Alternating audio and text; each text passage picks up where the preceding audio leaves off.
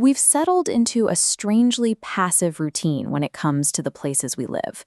We pay our local taxes, we cast our ballots every few years, and then we wait for someone in a distant office to fix the potholes.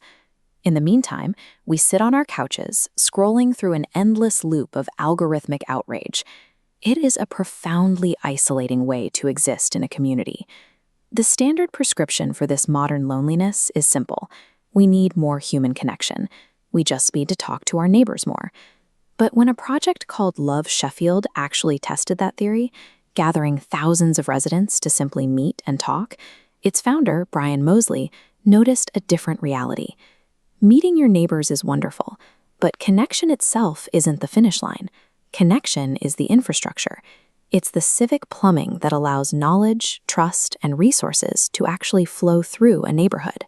If a community has great plumbing, but no way for residents to use it to build things together, it remains a passive, lonely place. To address the isolation, people need a structured way to contribute. This brings us to a concept Moseley calls the contributive society. Right now, walk down any street and you are surrounded by trapped capacity. There are dormant DIY skills, deep local knowledge, and hours of informal care that simply have nowhere to go. There is a hard rule here, though. A person's worth is never measured by their economic or civic output. Human dignity is inherent and unconditional. Because dignity is guaranteed from the start, contribution can mean almost anything. It's not about finding a job or being highly productive. It's checking in on an elderly neighbor, loaning out a power drill, or pointing out a dangerous intersection that needs a stop sign. The goal isn't to force participation. The goal is to engineer the conditions that remove the barriers to entry, giving that natural human capacity the permission and the pathways to finally emerge. To test how those pathways might actually work, we can look at Sheffield. The city is prototyping a digital civic network called 7 Hills. You won't find a continuous feed here. There are no performance metrics, no follower counts, and nothing to keep you scrolling.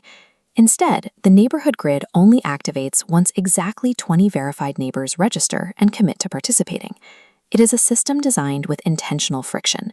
By forcing the technology to move at the slow, deliberate speed of human trust, it stops being an extraction machine and starts acting as a quiet assistant for real-world coordination.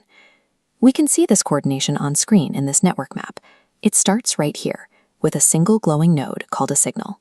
This is the moment one resident notices something, maybe a broken street lamp or a local kid who needs a tutor. That isolated observation becomes a live mission. Other residents see the signal and attach themselves to it, stepping into specific roles, like stewards to organize the effort, or pledgers to offer a few hours of their time. But coordination online only goes so far. To build genuine reliability, the platform replaces the standard digital like button with something called a civic handshake.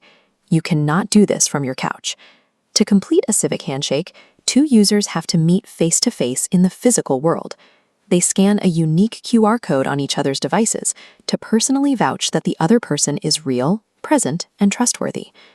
Once a mission is complete, the results and the photos are logged into a shared community memory ledger known as the Pulse. Step by step, signal by signal, the neighborhood weaves a resilient, verifiable mesh of trust.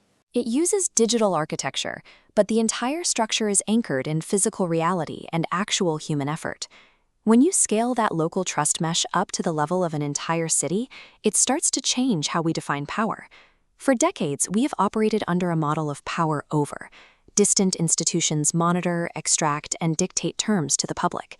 This infrastructure builds power with the ability for neighbors to coordinate their own responses without needing a centralized middleman. This local coordination becomes critical as we move into a future dominated by artificial intelligence. Transformative AI tends to concentrate power in very few hands. If a community has no internal way to understand, decide, and protect its own interests, it becomes entirely dependent on those distant systems for every basic civic function. Establishing this contributive infrastructure acts as a ballast. By building the muscle of local coordination today, communities ensure they retain the collective self-determination needed to act when centralized systems are unavailable or no longer aligned with their needs. The guiding principle for this new technology is strict. Its primary mandate is to enlarge our shared human capability, not to extract it, and certainly not to replace it. The entities wielding massive digital power must be held answerable to the public. And crucially, we have to achieve that accountability without resorting to the continuous, pervasive surveillance of everyday citizens. If we get the guardrails right, we change our default civic posture. We no longer sit back and watch our cities happen to us passively. By engineering a baseline of real security, connection, and agency, we create an environment where every person is seen. We stop demanding that people prove their worth, and we start giving them a fair opportunity to bring what they can.